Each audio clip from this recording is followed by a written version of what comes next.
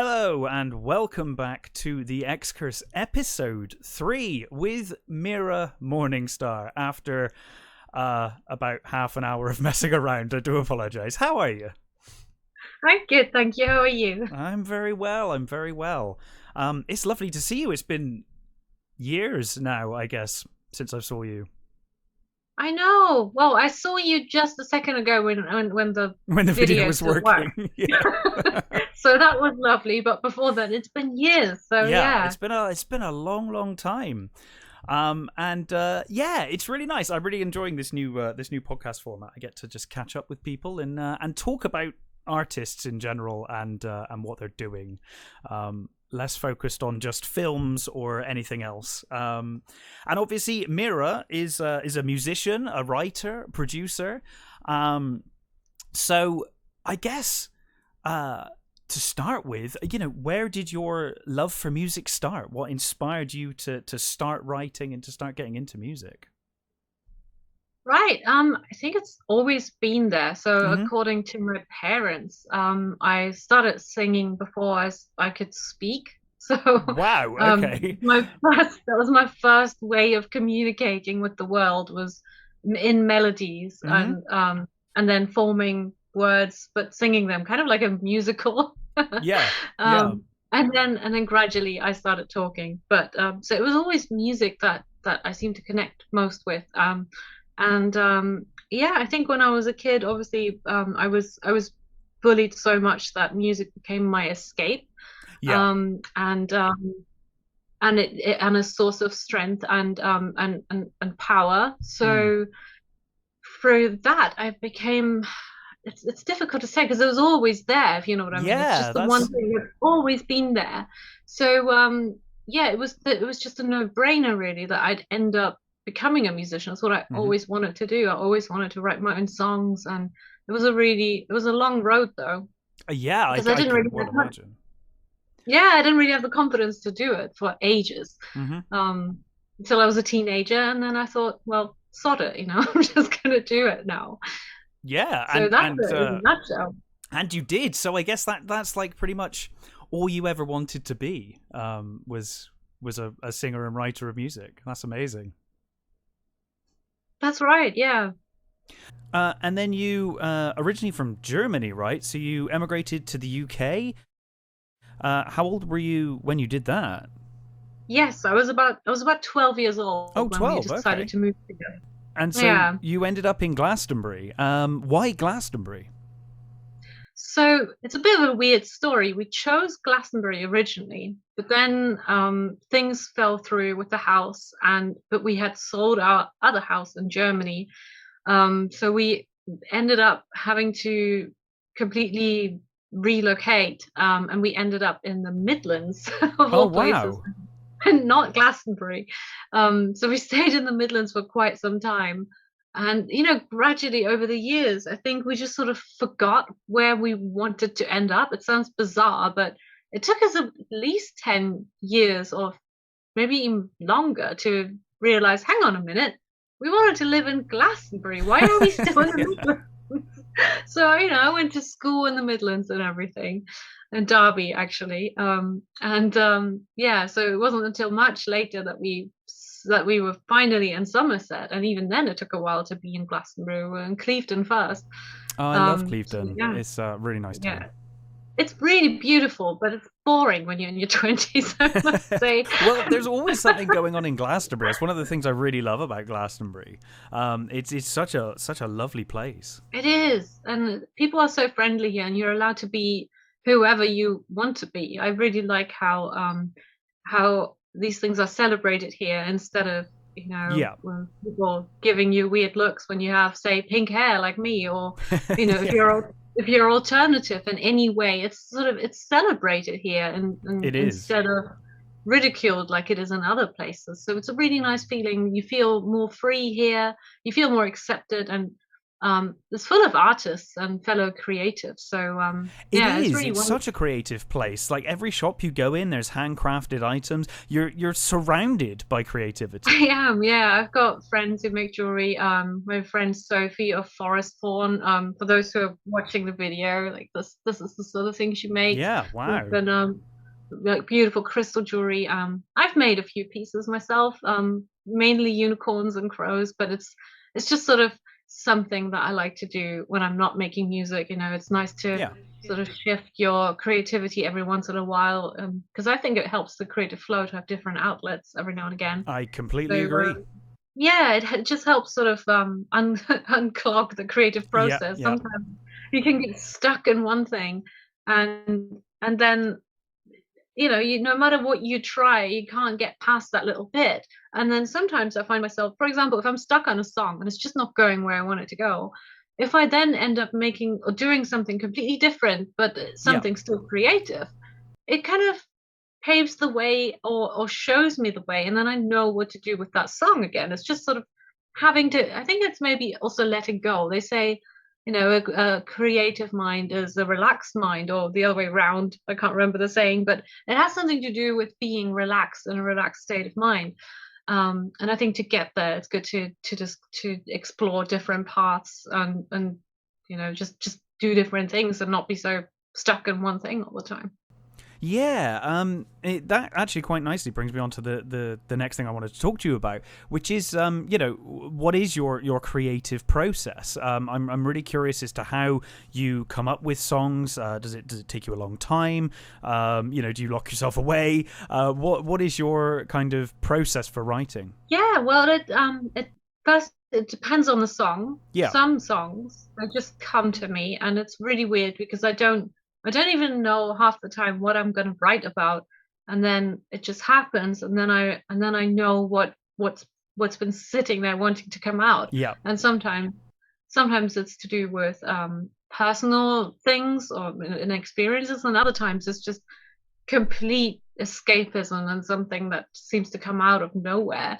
Um, yeah. it really depends on the song, but sometimes I have really interesting experiences where I wrote on this song for my new album, and I couldn't figure out part of the production. I was really stuck on one thing, and it was really annoying, and then also stuck on a melody. I wanted it to go somewhere, and I just couldn't get there. And then I had a dream about it, A where dream. Okay. yeah, I had a dream about the whole song, and it magically, and it was just a sonic dream, and everything rearranged itself in this dream. And suddenly, when I woke up, I knew what to do, and I Right. did it. It Okay. was so weird. Well, that's really Yeah, interesting. so Yeah. so that's also part of my process. Sometimes it's just my dreams. Hmm. Yeah. Yeah, that's incredible. It's what instruments can you play? That's the other thing I'm never sure of, because I hear your music and it's very like ethereal and kind of spiritual, I guess is a word for it. And there's a lot of layers. There's a lot of layers to your music. What instruments can you play? What instruments do you write with? So I've got my Cork keyboard. I Hmm. just play everything on my keyboard. I use plugins, and mainly use Omnisphere, Right. actually. Yeah, so plugins are my friends, and then obviously I sing as well. Oh And yeah, add yeah, my well, yeah, vocals yeah. to some of them. So Hmm. yeah, Wow, I yeah. tried my hand at guitar, but I don't know. I just don't really get on with I it. tried it once, and I was just I couldn't get the hang of guitar, no matter how hard I try.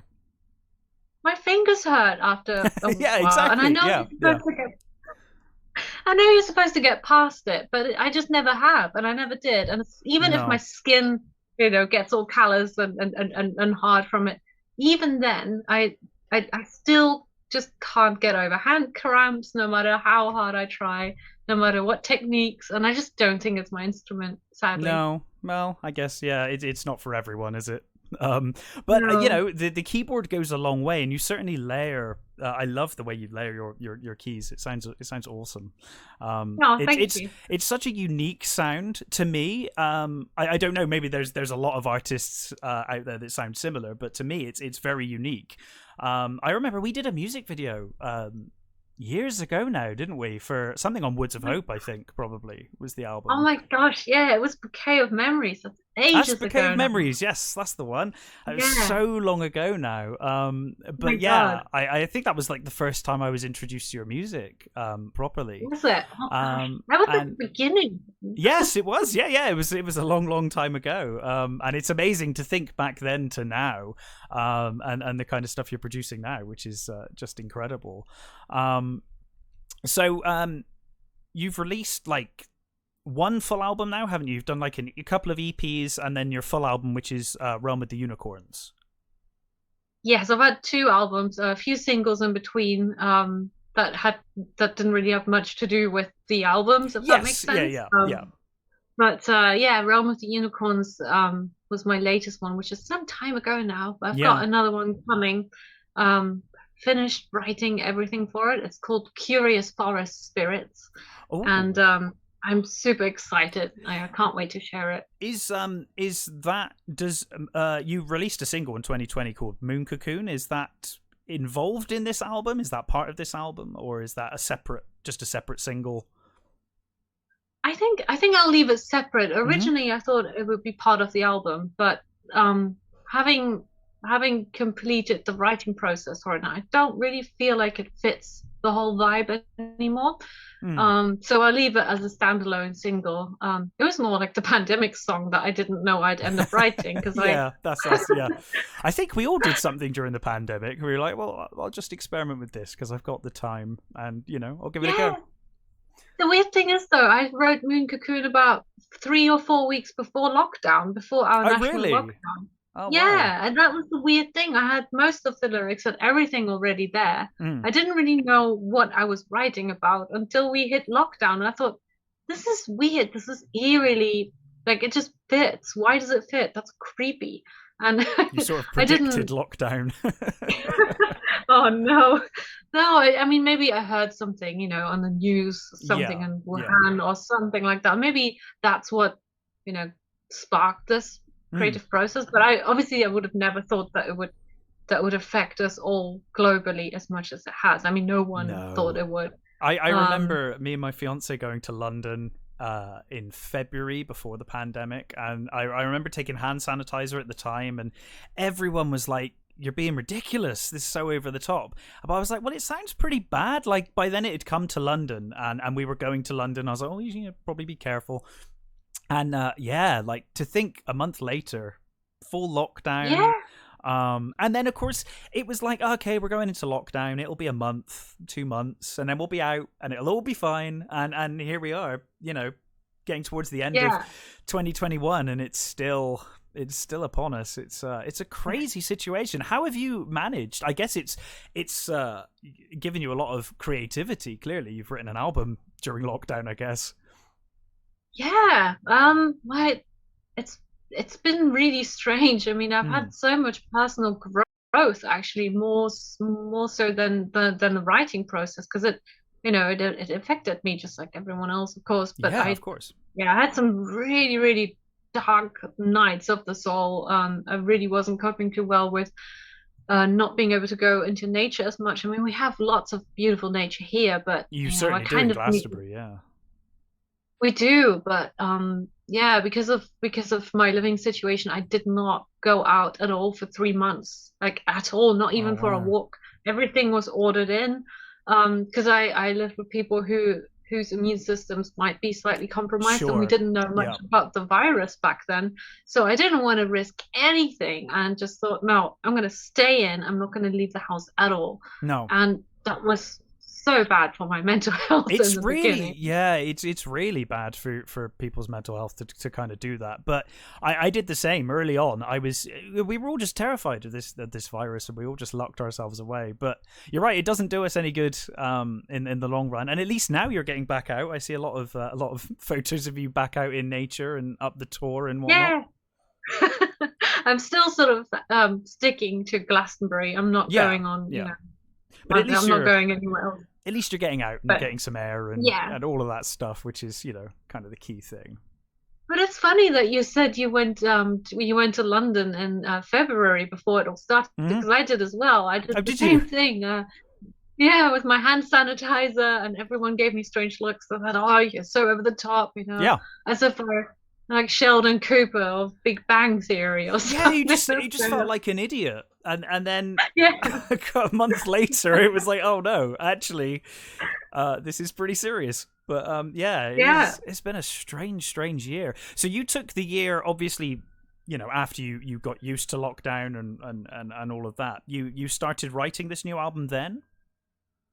Yeah, so after a few months of having to go through a lot of personal growth and Yeah, development, and then I don't know, I just sort of developed some kind of strength that came from within, and managed to write on my album, which I meant to do for ages, but it just never really came about. It always just sort of I had ideas and then I scrapped them and it wasn't good enough. And you know what it's like as an artist, like yeah. you need it to be right. And then, Forcing something is the worst thing you can do, I think. yeah, If I'm trying to write a film script or a piece of writing I've been asked to do, if I'm not in the right mood, I just won't even bother, because I know if I'm not in the right mental state, it will just be awful. It will come out in the writing. It won't be, or at least mentally, I think it won't be worth producing if I'm not in the right state of mind when I wrote it, and I imagine even more so for music, because music's so much more personal, especially for you anyway. Your yeah. music's extremely personal. So yeah, that's interesting. So when is it too early to ask when it's likely to arrive? Yes, so it's difficult to say because I do everything Yeah. by Oh yeah. No. No. myself. That's the thing. You literally do Yeah. everything with your music. There's no other. I mean, you've done collaborations before, I know, but in general, your albums are 100% you. All the music, all the writing, all the vocals, and maybe your parrot. But we'll talk Yeah. about your parrot in a bit, because I want to talk Yeah. about you.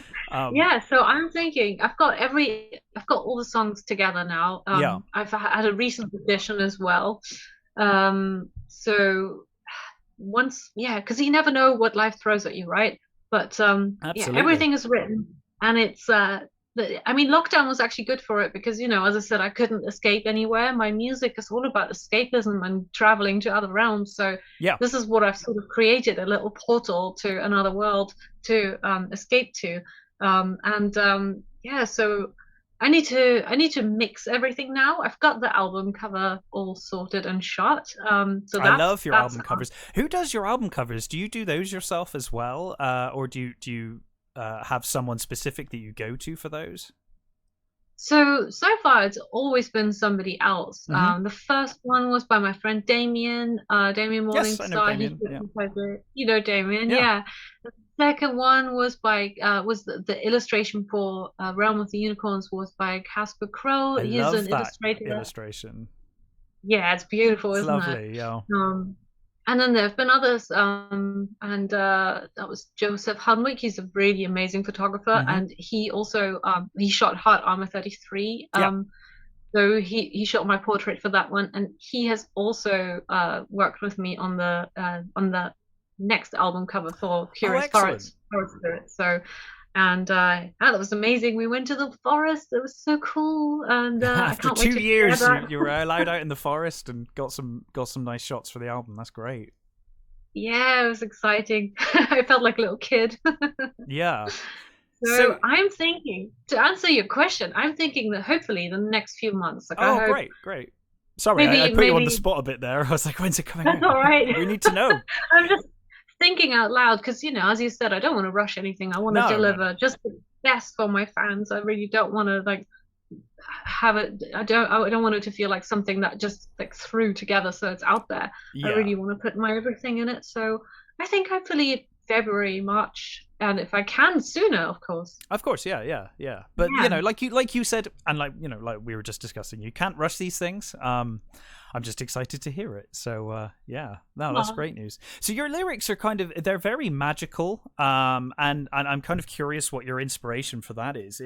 Do you have any kind of literary inspirations or film inspirations?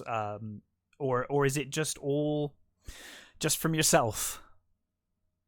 Well, yeah, it depends on the song. Mm-hmm. Some of it is inspired by Brothers Grimm fairy tales. Wonderful. Um, that was from Woods of Hope. I Yeah. used a lot of things from fairy tales actually, Hmm. and others Your have music been. sounds like a fairy tale, though. That fits perfectly, you know. Oh, thank you. I love fairy tales, Mm. especially really old ones. Apparently, did you know that some of them are older than the Bible? I Like that do you some know of that them. wouldn't surprise me. It always the thing that surprises me the most, I think, going back on those old fairy tales, is just how hideous some of them get. You know, they're quite nasty. You know, we kind of think of fairy Very tales as dark. they do get very dark. Some of those fairy tales, yeah. Yeah, yeah. I mean, my music's not necessarily really dark, but No, no, no. it has an element of darkness in it, I Yeah, think. So definitely. yeah. Yeah, fairy tales, dreams as well, and of Yeah. course, as you know, like most, like or a lot of musicians, personal experience that sort of all gets put through. I guess it's personal experience that gets put through a spiritual fairy tale filter, if that makes sense. Hmm. Um, yeah, so that's basically it. Really, it depends. A lot of it, I think, is also just being in Glastonbury. It made me Yeah, I far more imagine that helps. spiritual. Yeah. Yeah. It really is a magical place. You know, when you go up to the is it the White Springs up there? Yeah. Up there is all just really magical, and the tour even as well. All of that sort of area. It's just it's a lovely place. We must go back soon. Yeah, Um, have you seen the dragon's egg, the egg stone by the tour? no, no, I don't think we have. The last time we went was just before. I want to say it was the winter before the pandemic. I think that was the last time we went, or maybe we. Do you know we might have even gone in between when the pandemic ended. I think we might have briefly visited. But yeah, we've not been back to spend any real time there for a good couple of years now. So we're due a visit for sure. So where's the dragon's Yeah, egg? Where is this? it's on the side sort of the tour. It's really Oh, cool. cool. It's an egg-shaped massive stone. It's called the egg stone. And I think one legend says that one day a dragon will hatch and everything is gonna turn topsy-turvy and the world is gonna change. I don't think I've Um, ever seen it. So that's presumably been there forever. Um, I've never yeah, I seen don't it. know.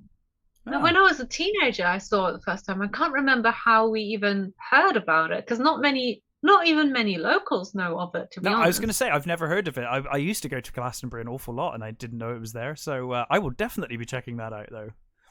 Yeah, so when you can sit on it, and apparently, if you make a wish, it comes true. So Oh try and well, do that. that's good to know. Maybe we can just get out of this pandemic right now. Yeah. Let's go sit on the egg. So one of the things I wanted, here's where everyone tunes out and stops listening to this podcast. But one of the things I wanted to talk to you about was veganism, because I've been vegan for over 2 years now. You've been vegan since I've known you.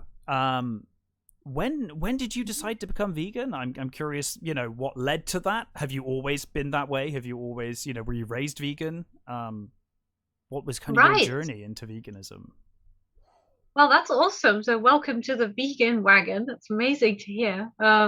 Yeah, so I was born vegetarian, raised vegetarian. Okay. Um, so I've never eaten meat. Hmm. And then when I was a teenager, I think I saw leaflets and stuff in Derby when I was about 16, 17, about dairy and the dark side of it. And I thought, oh Yeah. my gosh, I don't really want to be part of this.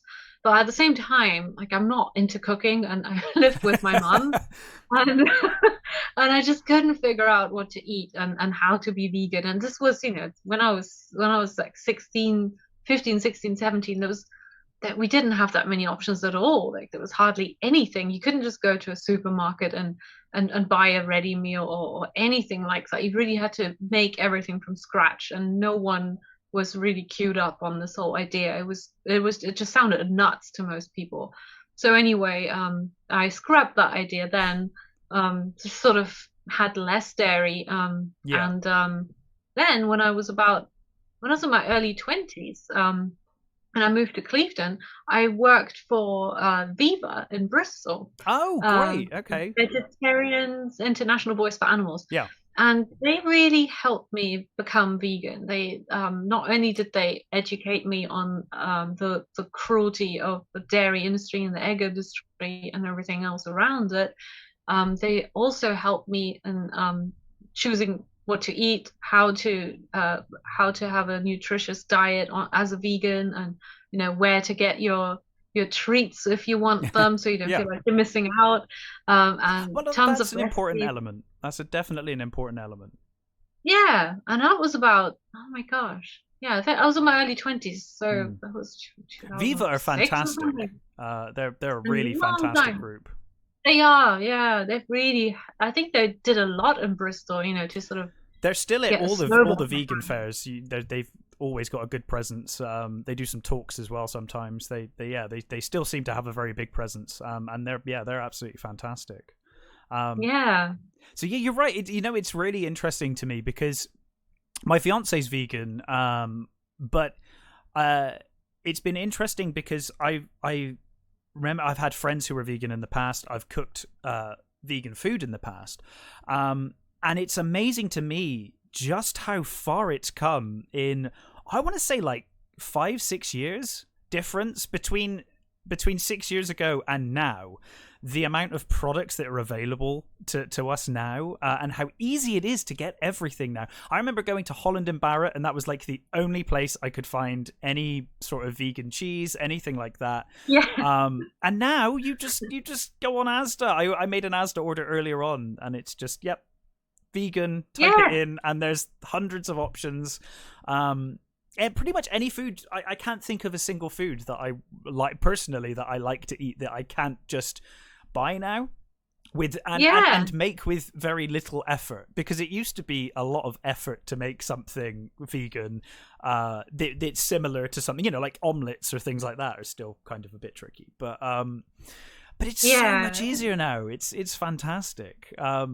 It's so accessible, and I think it's great when you see all of these different companies starting to give vegan options. There's at least a vegan option on almost everything now. Even those companies that were previously completely non-vegan, they now provide options, and it's so much easier. It's fantastic. I always joke to my fiance that I've got it so much easier because I waited until everything was like really, really easy to do, and you guys just suffered through all those years of having to make do with Holland and Barrett and their ropey cheese that I'm still not a fan of. No, what was it? The Cheesley that was all we had, and now we have so many different. There's great stuff varieties. now. There's great stuff there's now. Really.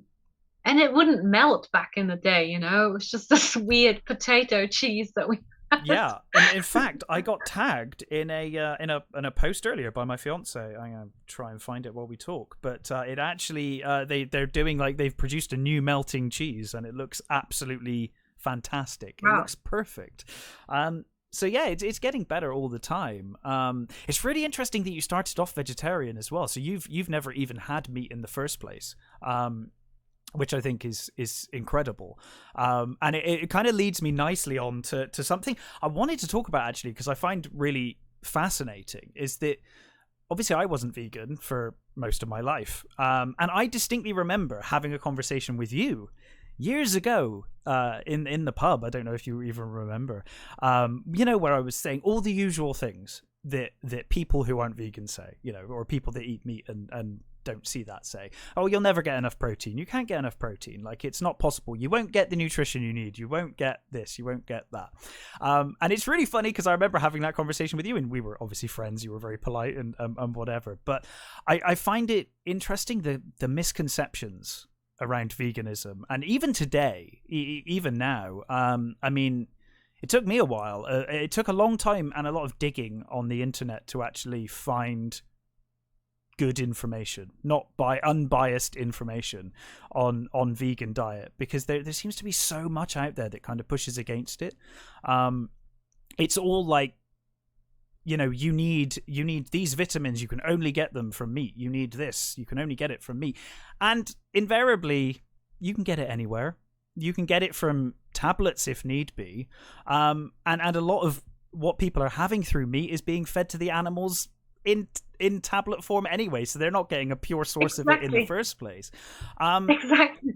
But it's amazing, and I'm kind of curious what your thoughts are on just the whole the way things are changing, because it feels like, although that kind of anti-vegan propaganda is still around, it's becoming less and less prominent to my eyes anyway. And I'm curious what you think about it and what you see of that. It feels like things are coming around, Oh, definitely. It's such an amazing transformation, having been through this since, when was it, 2006 or something. Mm. And I remember going into a bakery asking if the flapjack was vegan, and they said, "Oh, sorry, we don't do that flavor," now to now seeing all these options. Of course, there's been huge change, and Yeah. a lot of naysayers said, "Oh, it's just a trend," like coconut oil is good for everything, and now no one really hardly talks about it, or goji berries. But no, it's actually a trend that's still going up and up, and plant-based really is the way, it seems, because I think people feel better. I think that's why, people just feel better on a plant-based diet. So.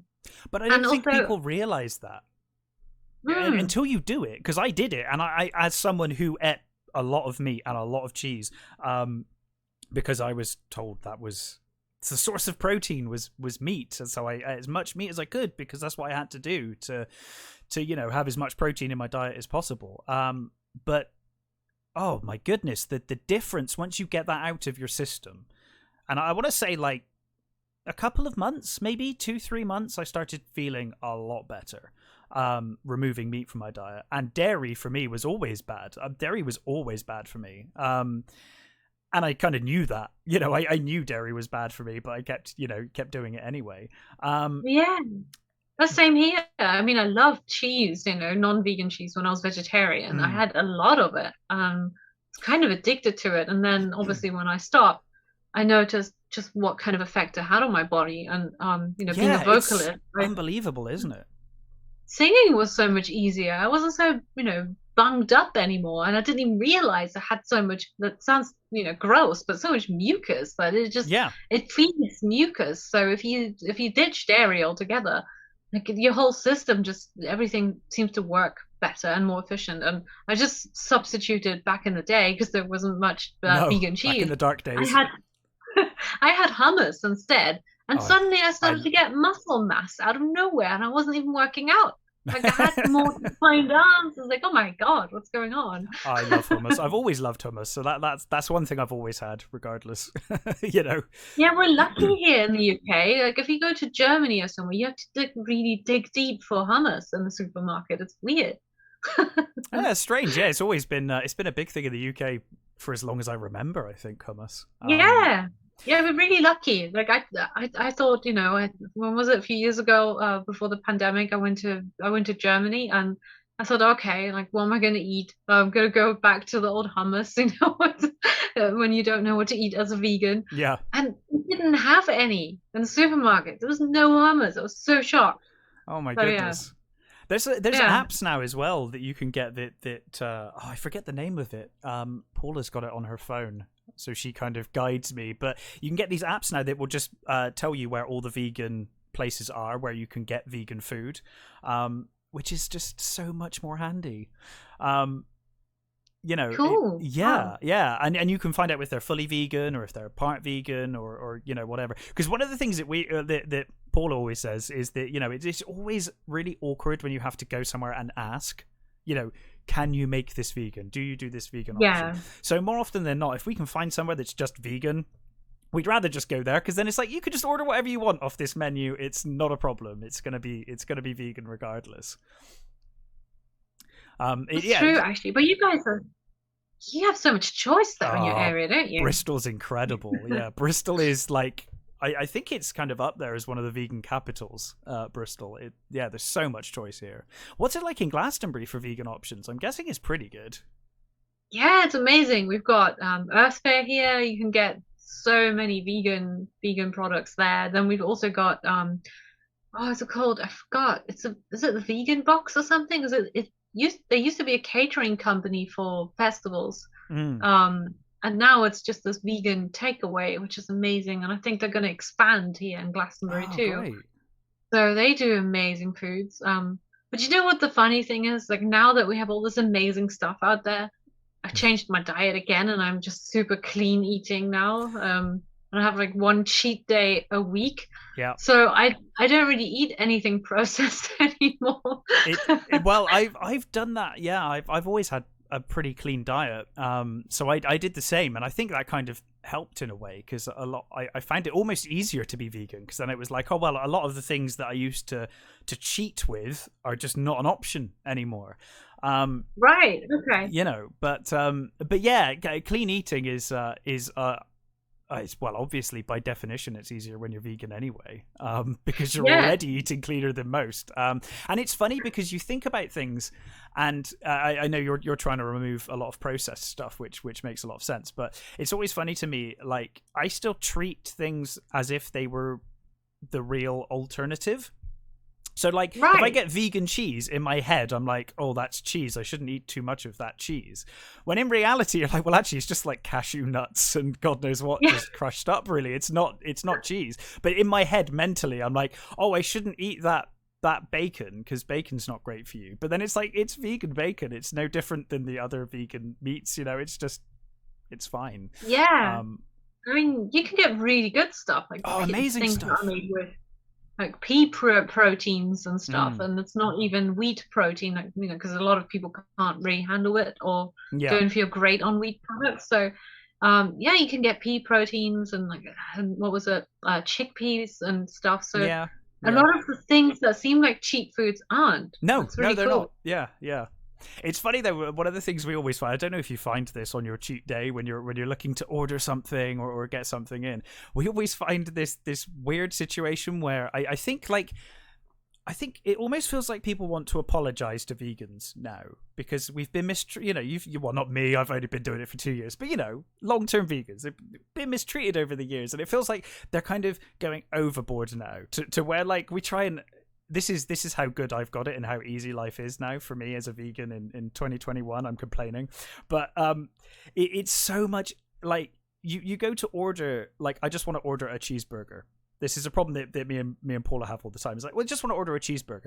But you find if the vegan option, I think is because they're like, oh, vegan people don't get to have enough treats, so we'll just go crazy. And it's like, you can't just buy a cheeseburger. We're going to put hash browns in there and fake bacon and all this mayonnaise and like hot sauce and, fake pulled pork. And it's like, no, we just want a cheeseburger. Can we just have like a plain cheeseburger? Is that possible? It always feels like an apology where places are going like so overboard now. They're like, no, give them everything they've missed out on. Well, that's nice. That's good. Oh no, it's great. Yeah, it's great. It's just how privileged I am now in 2021 to be complaining about these things when like 5-6 years ago, or when you first went. You said 2006 you went vegan? Yeah. I think it was 2006. Yeah. So back then, I remember those days. It was a much harder time. Oh my gosh, yeah. So as someone who doesn't really enjoy cooking like myself, is like it was a nightmare. Yeah, I can imagine. I remember trying to cook meals back then, and I remember once trying to go. I had a vegan friend, and I was going to. We were going to go to a restaurant, and I remember. Funny enough, like you said earlier, just asking, do you have a vegan option? And they actually said, well, like, what's vegan? I don't know what does that mean? Like, what is vegan? This was an Italian, and it was like, wow, okay, this is going to be a difficult battle. But oh gosh, yeah. It does feel like it's changing, though. It feels like, society as a whole is changing, but also I think businesses have realized that a lot of money can be made from this. It's not something that they're going to struggle if they do. Yes. And there's so many more people. It feels like every year, Veganuary comes around and people start and we just get more and more people. It's amazing to watch. It's been amazing to watch over the last sort of decade, I guess. How much it's grown, because now it's everywhere. It's great. Yeah, and I think this is just one of the many ways we can maybe save the environment that's in such dire need of saving, We've Well, got to, yeah, yeah, absolutely. I mean, as we talk about causes of global warming and all of that stuff, it's a big help with that for a start. One of the biggest things we yeah. can do, in fact.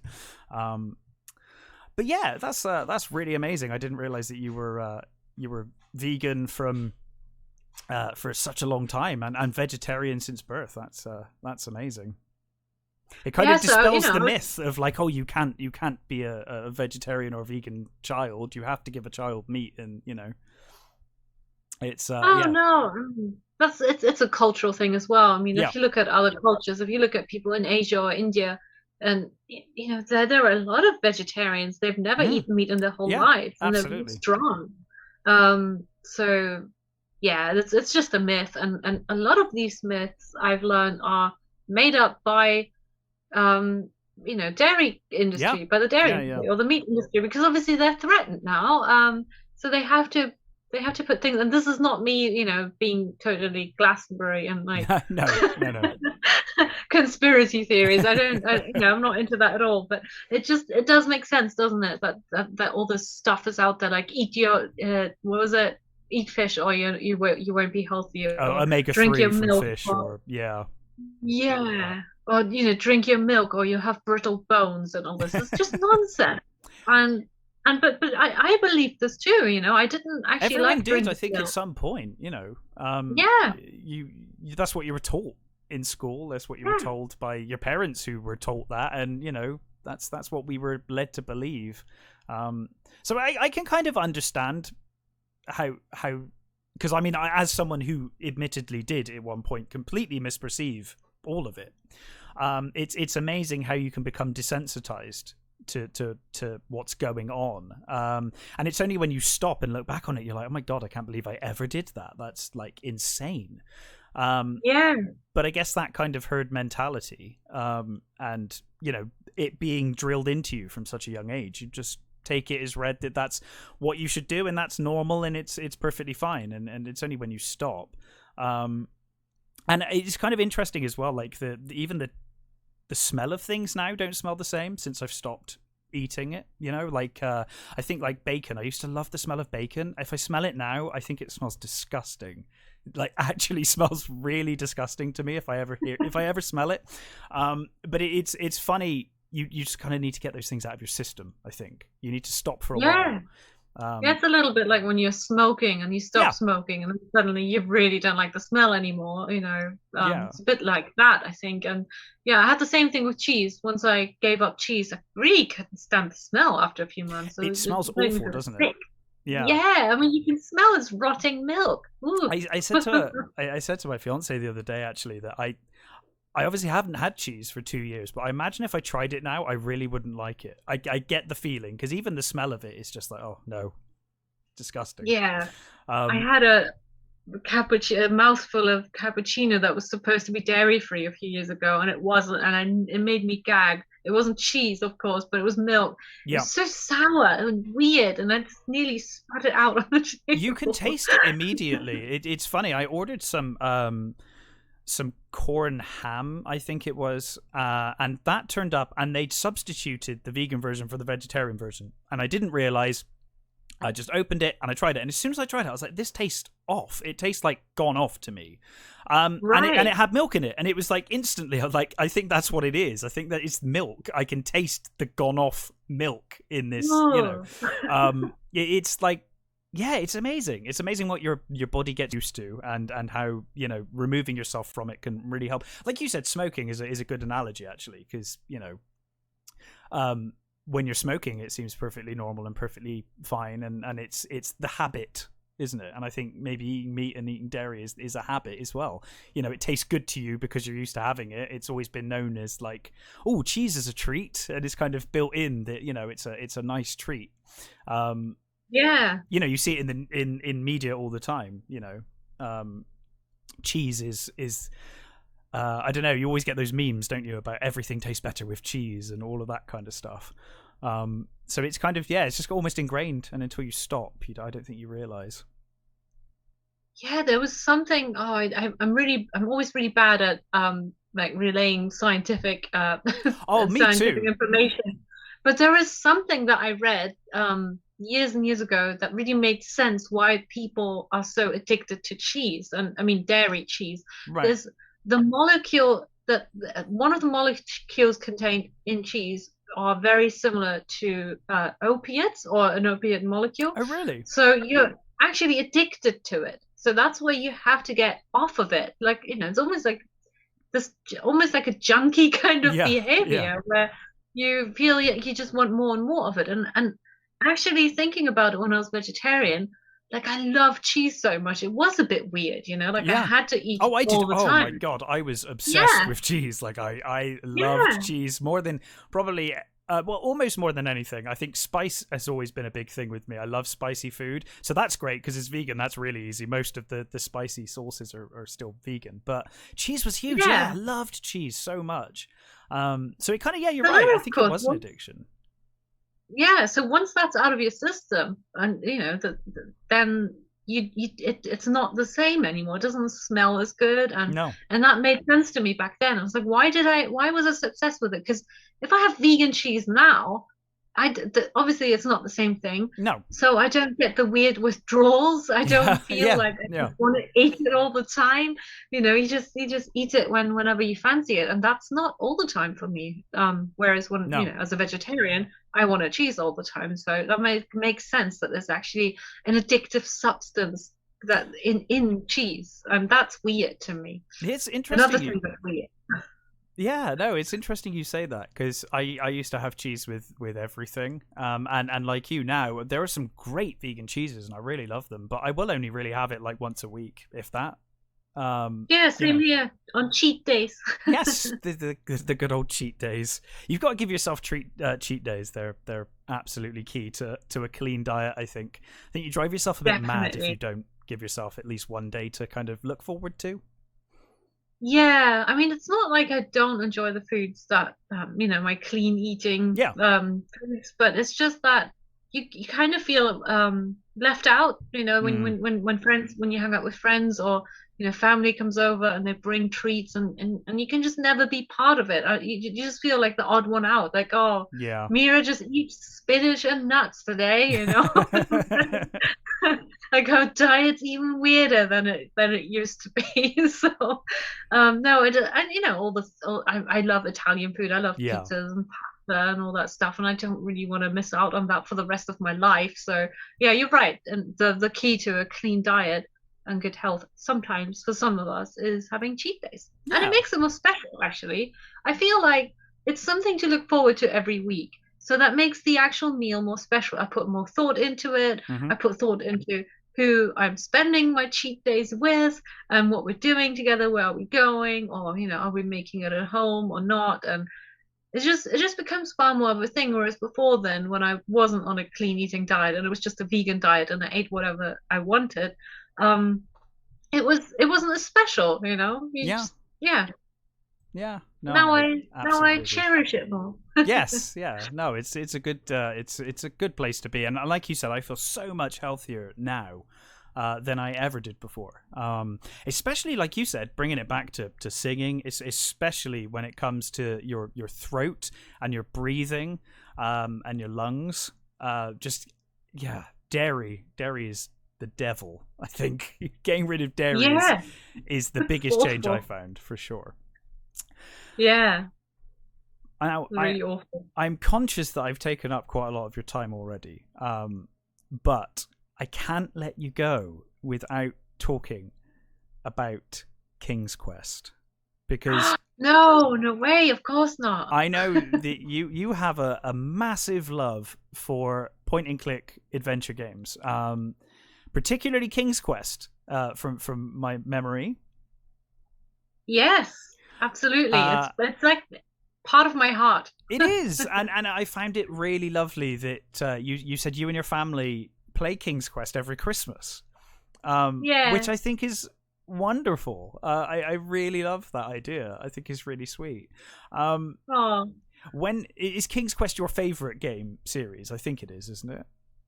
yes. Yeah. And the fifth one, I think, is my favorite. And my second favorite has to be the second, actually, the remake of the second one. Yeah. Yes, Romancing the Throne. When you have to Yes, that's it. find I forget her name. You find your queen. Melanie? Yes. Yes. Yes. Yeah. Yeah. Oh, such good memories. When did you first find King's Quest? I guess it was in the 90s, probably. I'm assuming. Yeah. So I was a kid, or we were kids, Mm-hmm. and oh gosh, it was when hardly anyone had computers. Like my Yeah. family is full of nerds, and so we had computers really early on, and to the point where when I went to school and other kids or teachers would ask me, "What did you get up to?" And I'd be like, "I've been playing computer games." Like, Mira, don't make up things and lie. You don't do that. I'm like, I'm not lying. Oh, it's true. It happened. So yeah, so we were playing King's Quest 5, I think. Yeah, and it was the funny thing is I think it wasn't German, Mm-hmm. but I couldn't really read. I was still learning to read. So it was just a random game where I just clicked on things and basically died all the time because that's what you do. That's oh my god. Sierra games were always awful for that. But King's Quest, yeah, I know. it's one of those like instant death. It just makes me laugh because they're so hard to play when you can read and write anyway. Like imagine Yeah. playing it when you can't even read and you're a kid. I was about God, how old was I? I was under 10, of course. So Yeah.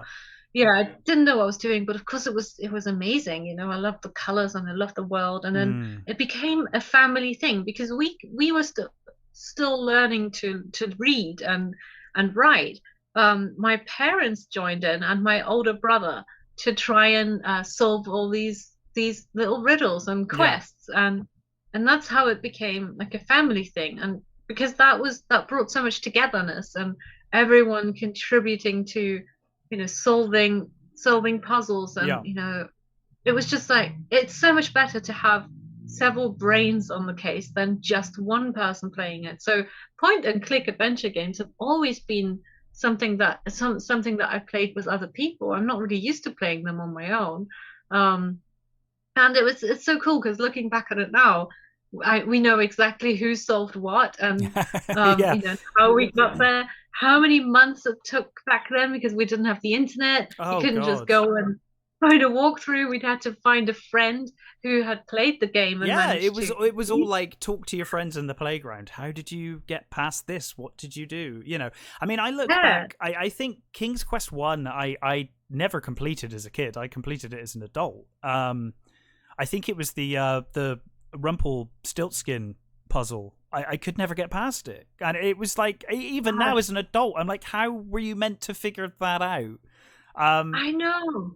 Because it's meant to be, you find a note later in the game that says, oh, you need to do it backwards, and you're like, okay, so I spell Rumpelstiltskin backwards, but then it's not that. You have to write the whole alphabet out backwards, and then you pick the letters but where they would be in the alphabet if the alphabet was reversed, and then also to make it worse, they spelt Rumpelstiltskin wrong, so like you've just got no hope of ever completing this game back then.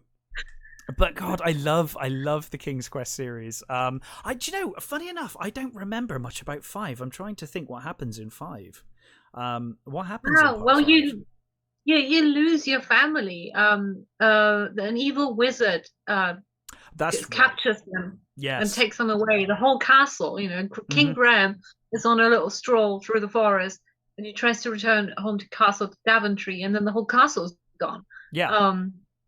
Just vanished. And then this owl, Cedric, sat there in a tree watching the whole thing. Yes. And Cedric tells Graham what happened and takes him to his master Crispin, and then Crispin helps us, and and goes from there. And then you're on a quest to try and find your family. And it was just so, when you're a kid, that's such a scary idea, walking around and then your whole house is gone with your mum and everyone.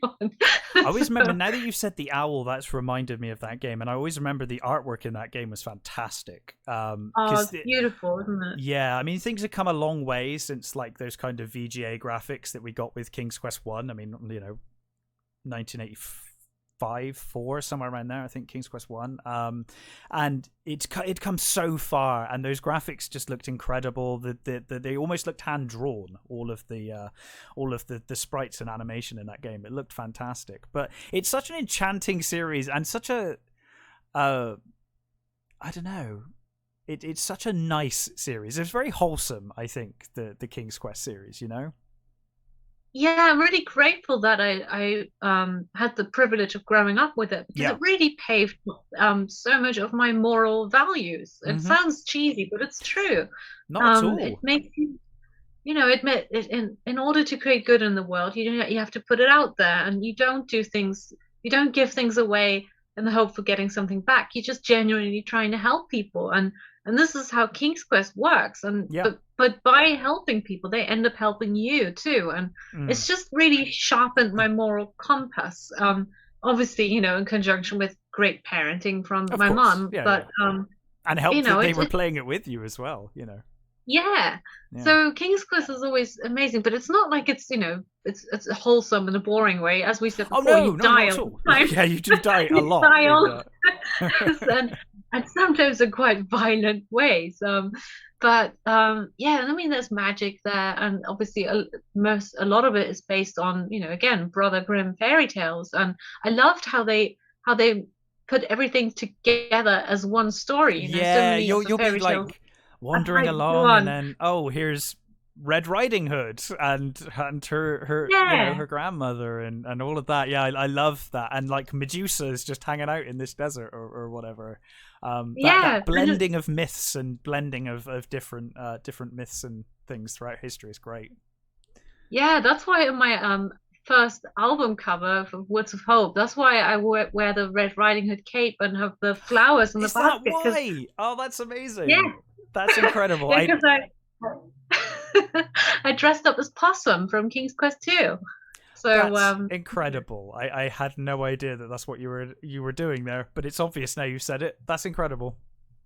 Yeah, so in the new album, Curious Forest Spirits, there's a song called Disciple of the Cloud, and that's also kind of inspired by King's Quest 2. Remember the horse? Yep. The Pegasus that brings us up to the Cloud Spirit? Yeah. And he said, I'm a disciple of the cloud, and that just sort of stuck with me. And and then I wrote the whole song, not about that scene, but it's inspired by it. So yeah, King's Quest is just huge, such a big part of my life in that sense, and such a cozy thing to revisit every year with my family.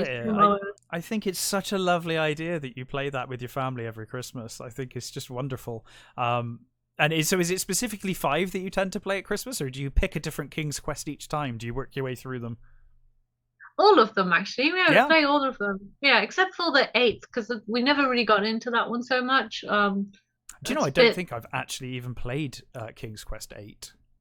It's quite dark, actually, compared to the others. And you don't play any of the other characters that you learn and love. It's someone totally different. Oh, what's his name? Connor? Connor?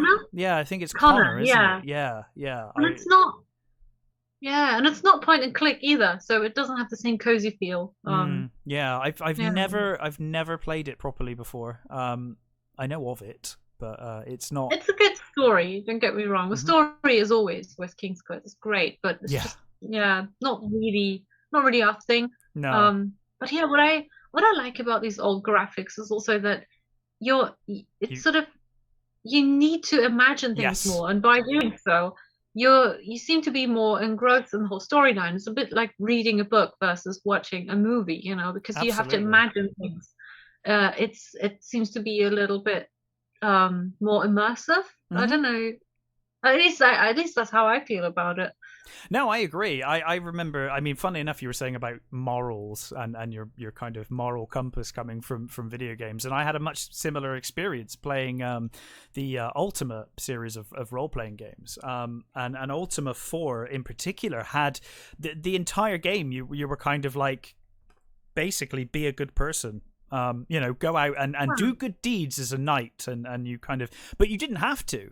But that was one of the first games I remember that if you mistreated someone if you go and steal from the shopkeeper, you get that free stuff because you stole it. But later in the game, you'll go back and try and ask for their help, and they'll just be like, "No, you stole from me. Why would I help you?" You know, and it kind of there's a great moral compass to a lot of those early games, and I'm sure a lot of modern games do it as well. But obviously, I don't play as many of those as the ones we grew up with. But I think there's some great morals in those kind of games like King's Quest.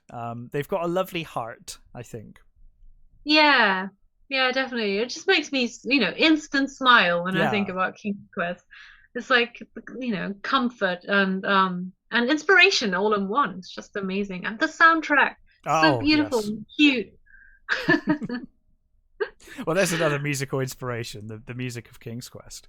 I know, right? Was it Mark Siebert who wrote most of the King's Quest soundtrack, I think? You may well be right. I'm not entirely sure, actually. Yeah, but, I think I looked it up some time ago, and I think, isn't he a teacher now or something? Oh, quite possibly, yeah. Yeah. Oh, it's amazing, those games. I wish they'd bring them back. I know they did they've done so many remasters, but I'm like, do another one. Bring us a new King's Quest. And if they could do it now in the old style, just create another one in that old 90s graphic style, that would be perfect. Yeah. Perfect. I want to see, I want to see like Daventry expanded, because I always remember, especially in King's Quest 1, I always find it funny that you kind of traverse the whole world of Daventry, and there's like maybe 2 houses in the whole place. There's like 2 people that live there. Right? It's like there's like that family that claim they're starving, even though there's plenty of food lying around as you walk around the world. But yeah, it's like you're like the king is like in charge of 2 houses.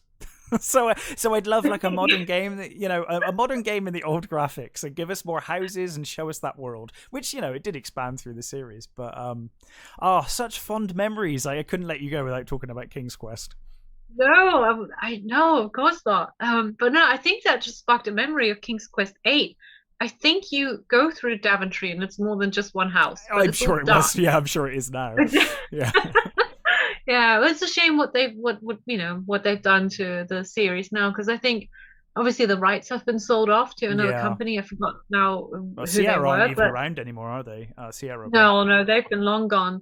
But they've obviously launched a remake of King's Quest, and it's just not the same. I'm sorry, like it might be an unpopular opinion to those who love the game, but they even went as far as changing the original storylines, and I think that's where I just draw the line. What have they done? Fair enough.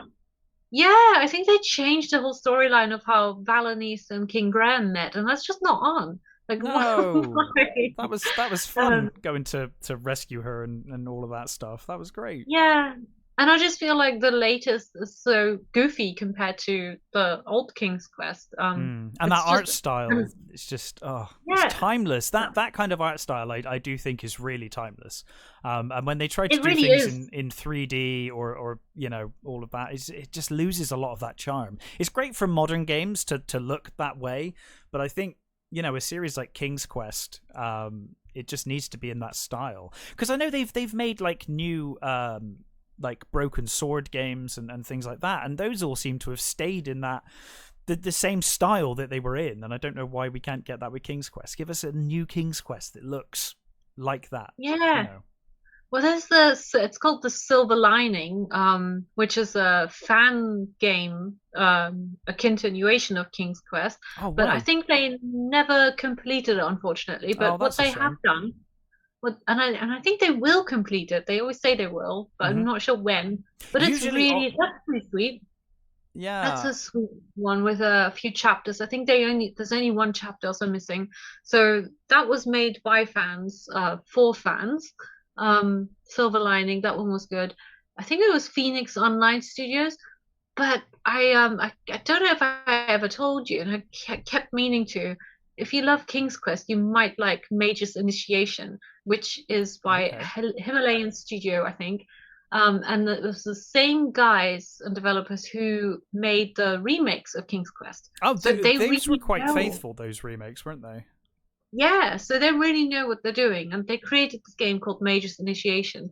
And that's really lovely. There are a lot of King's Quest elements in there. You can see that it's been heavily inspired without being too inspired. Of course, it's got its own storyline and everything. But yeah, I really recommend it. It's I really, will really sweet. check that. I didn't know that existed, so I will definitely Yeah, it's check just that out. come out quite well. I say recently. It's probably a couple of years now, but we've all been waiting for it for a long time. It was in the making for like, I don't know, something like 10 years. Right. So yeah, check it out. You might I like it. will. I will get you to type that in the chat afterwards so that I don't forget. Yeah, I will. Did you ever play Space Quest or any of those games, or was it just King's Quest that interested you? I tried Space Quest, but that was even harder. Like Yes, it I was. just Yeah. It was kind of even more unforgiving. and that was just in English when I Yeah. still only spoke German, so I was so lost. It was again just dying all the time, It's all a bit of a day. come down as well, I think, from King's Quest. You're playing like a knight or a king in King's Quest, and then you're playing a janitor in Space Quest. It's just not quite, it's not the same. No, it's not. And I think I've always been more into fantasy than sci-fi so much. I've never really been someone who was Mm. into like spacey stuff too much. Uh-huh. There are exceptions, of course, but yeah, I think it was more always fantasy that I was into and magic and that kind of world. Yeah, and of course that Yeah. that does that brings us nicely full circle back to your music, and the new album coming out in a couple of months. I'm really excited to hear it. And so have you've got album cover by the photographer who worked on the last album, and have you got a music video with him as well this time again, or? Oh, right. And no, there's no music video for that one. This album covers by Joseph Hunwick. So it's the same photographer who shot my portrait for Heart Armor. Oh yes, yeah. Um, Sorry for so the single. Yeah. that was a single. So yeah, so yeah, what was the question? Sorry, I'm just so down. Oh, I was sorry. My brain was still in King's Quest. Oh, we can stay in King's Quest. I'm happy to stay in King's Quest forever. Let's talk about This King's is what Quest happens. all night. This is what happens when you mention it. I'm just in Daventry now. Like, yeah. Oh, you're gonna go back. Well, it's Christmas soon, so you'll be revisiting Daventry in no time. I can't wait. Yeah. But no, I was just saying, your new album. I'm excited to hear it, and yeah, yeah. So, Oh, thank you. Yeah. I'm so excited to share it. It's been a Hmm. long time coming. Yeah, is it a similar style? Is there anything kind of different? Because you said Heart Armor was quite experimental for you. It was like a diversion. Is this one more in line with Realm of Unicorns or Woods of Hope? Yes. Yeah. Yeah, absolutely. It's sort of like a mixture between both of those of Hmm. Realm of the Unicorns and Woods of Hope. So some people who liked Realm of the Unicorns mentioned that they missed my vocals in it because they aren't really prominent. And then other listeners really loved the instrumental elements. Hmm. So with my latest album, Curious Forest Spirits, I'm trying to merge the two. I'm trying to put quite a few instrumental tracks in there, as well as somewhere I'm singing a little bit more as to cater to both audiences. So Hmm. hopefully people will enjoy it. I'm sure they will. Now, the most important question of the entire evening: will Snoo be on the album? Because I know he's done a song before. Yeah, he's had his own single. He has. He did a Pumpkin single. Parrot. He did, and those are all his melodies, by the way. I All I know. did Yeah, was I know. Yeah, yeah. yeah. He's a So talented he boy. wrote it in the bathtub. Yeah, he loves music. Oh, bless him. And no, he's always part of my writing process, but he's sort of usually in the background. Yeah, And he won't. When I record my vocals, believe it or not, he is absolutely silent, and it's that's incredible, amazing. isn't it? Yeah. Yeah, because he won't shut up. Like otherwise, like, no matter what you do, he's noisy because he's Mm. a parrot, right? Yeah, And he yeah, loves yeah. expressing himself. But then he knows when I record, he knows what I'm doing. He knows he needs to be quiet. When he doesn't, I mean, sometimes I think, oh, it'd be great to have some random snoo noises on there, and maybe I can incorporate it to my music. But he just won't. He just sits there and listens, and Oh. he's always part of the writing process. He even sometimes tells me what he likes and what he doesn't like, which is really cute. So yeah, he's not. There isn't a song by him on there, but yeah, But he's always his part of presence it. is felt. Yes, he's always there. So that everything that I write has got something to do with Snoo anyway. He's always part of Yeah. it. Oh, we'll have to come and meet him sometime. I've never met Snoo, I but know. I see him all the time on your Instagram and whatnot. He's adorable. Oh, he'd love him and he'd love you. Yeah. Yeah. He Well, grew up with King's Quest too. It's I part of suppose his he childhood. did. Yeah, Right? yeah. He probably knows. Yeah. He probably knows the secrets better than we do at this point. Yeah, was it the 33rd Hatch Day coming up for him Oh now? my goodness, Yeah, that's Guy Fawkes incredible. Night is when he hatched. Oh That tells you really? all you need. Yeah, it tells you all you need about him. He loves fireworks, unlike most pets and Mhm. animals. He absolutely loves them. Thinks it's all for him. My cat's indifferent to fireworks. Really, He doesn't care either way. that's He cool. was feral for a few years of his life, so I think he's just used to it. Oh, He just doesn't tend to bother him that much. no, Thankfully, I mean, it's horrible for a lot of animals, but I'm glad Snoo doesn't mind them. So no, have you had? he thrives on loud noises. He likes to make them himself, so I guess he. He does. So you've had him Well, since he hatched. yeah, yeah, we've had him when I was Oh, about 5 years old or something. oh. So yeah, it's always been with me. Bless him. Well, thank you for your time, and sorry for the absolute nightmare in getting this set No, up this evening. no, We had nothing but problems, but we did get there in the end. yeah, no worries at all. Thank you for having me. It's been Oh such a no, pleasure to absolutely. And finally have a catch up as well. yeah, it was nice to finally catch up. And yeah, so your new album, hopefully in a couple of months. I'll put this a link in the description to all of Mira's various places where you can find Mira and her music. But miramorningstar.com, is it? Yes, or Yep. co.uk, whichever one you like. Ah, great. So there you go, miramorningstar.co.uk or .com, and links in the description to all of Mira's things. But thank you, Mira. It's been fantastic.